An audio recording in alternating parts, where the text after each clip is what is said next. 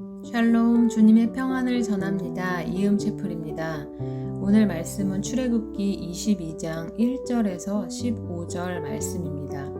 제가 메시지 성경으로 읽겠습니다.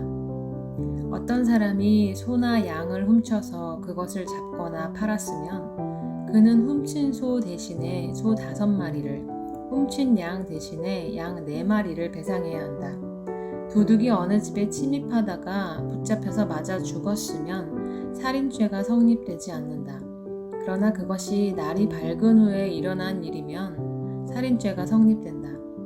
도둑은 자신이 훔친 것에 대해 충분히 배상해야 한다. 갚을 능력이 없는 사람은 자기 몸을 팔아 종이 되어서라도 훔친 것을 갚아야 한다.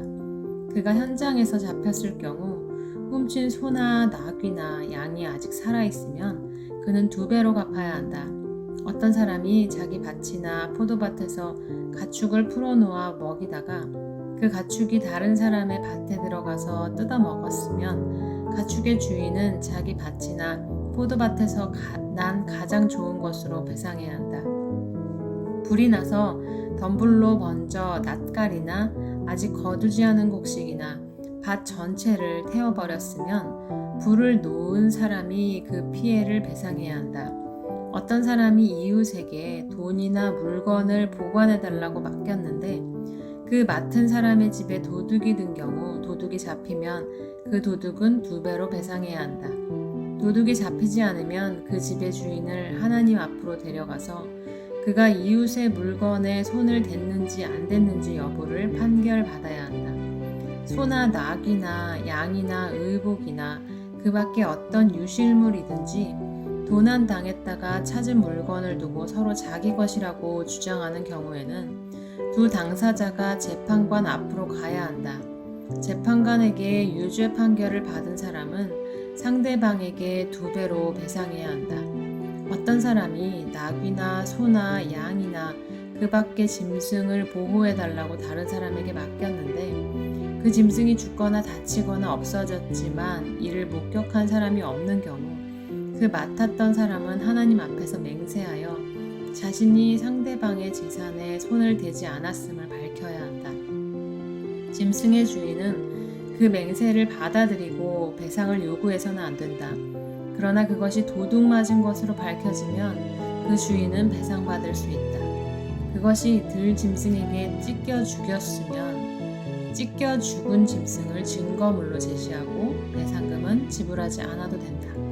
어떤 사람이 이웃에게서 짐승을 빌렸는데 주인이 없는 사이에 그 짐승이 상처를 입거나 죽은 경우 그는 그것에 대해 배상해야 한다. 그러나 주인이 그 자리에 함께 있었으면 배상하지 않아도 된다. 그 짐승이 세를 내고 빌려온 것이면 그 세를 내는 것으로 배상해야 한다. 사람들에게 생명 다음으로 중요한 것이 바로 재물입니다. 세상을 살아가기 위해서는 누구에게나 재물이 필수 요소이기 때문이죠. 하나님은 실생활에서 일어날 수 있는 불미스러운 일들에 관해서 세세하게 규정을 명시해 주십니다. 이 규정들의 목적은 삶의 여러 가지 문제에 대한 기준을 명확히 세우기 위한 것입니다.